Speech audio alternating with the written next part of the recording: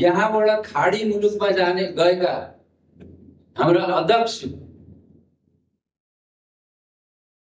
युवाहरू कतार बनाइसके, दुबई बनाइसके, आबुधाबी बनाइसके, मलेसिया बनाइसके, के नेपालमा बनाउन सक्दैनौँ?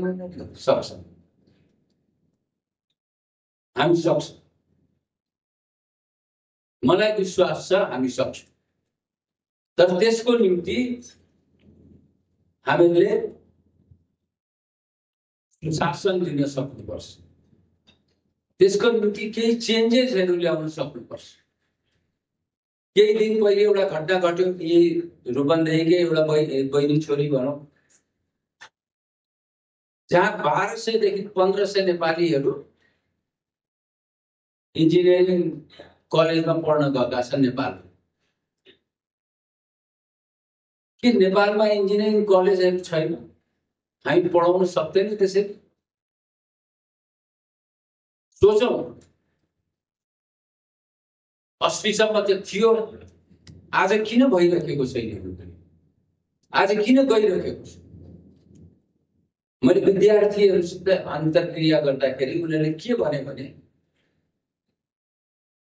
युनिभर्सिटीको कोर्सलाई अलिकति परिवर्तन गर्नु पर्यो भने। एकदम ठिक।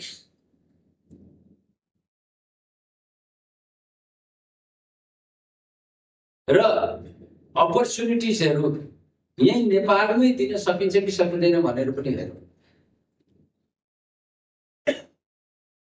अर्को कुरा युवाहरूले के भन्यो भने विद्यार्थीहरूले, जस्तो विदेशमा छ पढ र काम गर भन्ने छ नि, त्यो गर्न सकिन्छ कि सकिँदैन? मैले किन सकिँदैन? विदेशमा गर्न सकिन्छ भने नेपालमा पनि गर्न सकिन्छ।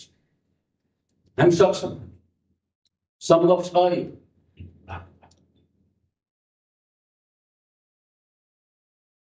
तर राजनीति गर्ने हामीमा सिन्सियरिटी हुनु पर्यो। त्यो सिन्सियरिटी भएन भने हामी सक्दैनौँ, गाह्रो हुन्छ। मलाई नेपाललाई बनाउनको निम्ति यसो हेर्नु भने 3-4वटा कुरा लाग्छ। तपाईको हाइड्रो पावरवाला कुरा, अहिले त सोलरको पनि आइसक्यो, विन्ड पावरको कुरा आइसक्यो।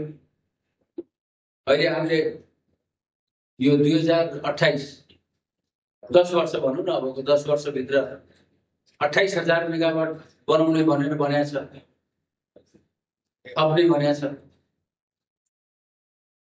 क्लिन इनर्जीले त्यसले हामीलाई फाइदा गर्छ। त्यसै सस्टेनेबल खेतीको कुरा छ, एग्रिकल्चरका कुराहरू छ। त्यसमा तपाईहरु हामीहरू धान र गहुँको मात्रै कुरा गरिरहेका छौँ। अब हाई भ्यालु क्रप्सहरुमा जानु पर्यो। पहाडतिर जडीबुटीको कुरा छ,